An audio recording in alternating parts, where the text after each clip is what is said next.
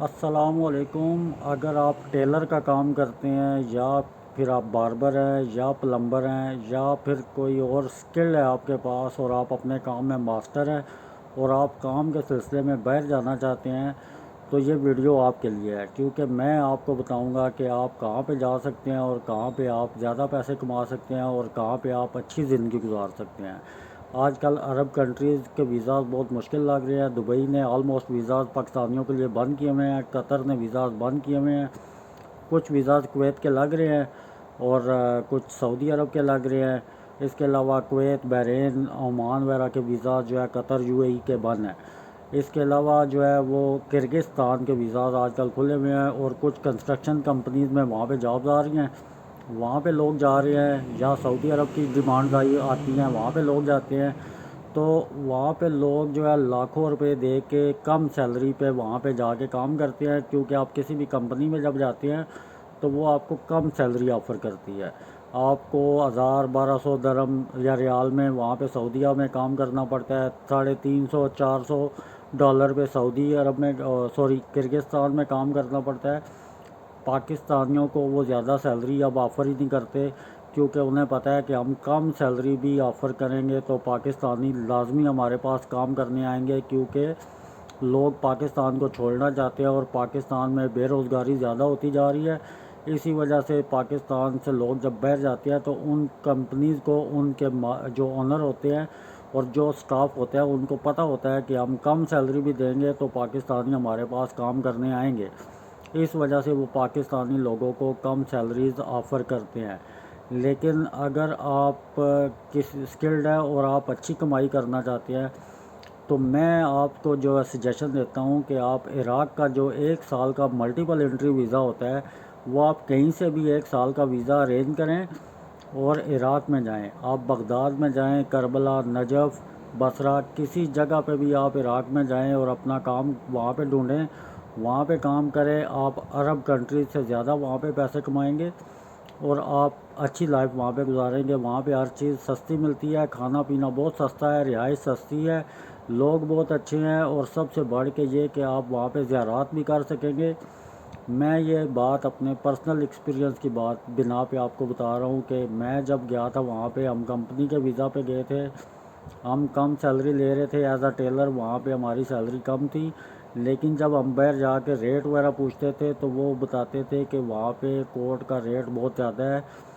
$50 سے لے کے $100 تک کوٹ کا ریٹ وہاں پہ ملتا ہے۔ اگر آپ کو کٹنگ آتی ہے اور آپ کوٹ کی سلائی کرنا جانتے ہیں تو آپ بغداد میں جائیں، وہاں پہ کسی اچھے جو ہے وہ دکان پہ جا کے آپ جب انہیں بتائیں گے کہ میں جو ہے کوٹ کا کام جانتا ہوں، میں کٹنگ بھی جانتا ہوں، پینٹ بنانا جانتا ہوں، اگر آپ آل راؤنڈر ہے، آپ داشے جو توپ ہوتی ہے وہ بنانا جانتے ہیں، یا پھر آپ لیڈیز عبایا بنانا جانتے ہیں، تو عراق آپ کے لیے بیسٹ کنٹری ہو سکتی ہے۔ آپ عراق میں جائیں، وہاں پہ اپنی جو ہے اگر کوئی آپ کا جاننے والا ہے تو آپ انہیں کہیں کہ وہ وہاں پہ جا کے کسی شاپ پہ جو وہاں پہ کوٹ وغیرہ بناتے ہیں ان سے جو ہے وہ وہاں پہ جا کے پتہ کریں کہ عام جو کوٹ ہے وہ اس کی کتنی سلائی دے رہے ہیں، اس کے کتنے پیسے بنتے ہیں، کتنے جو ہے وہ ٹوٹل پیسے جو ہے وہ درزی کو دیتے ہیں۔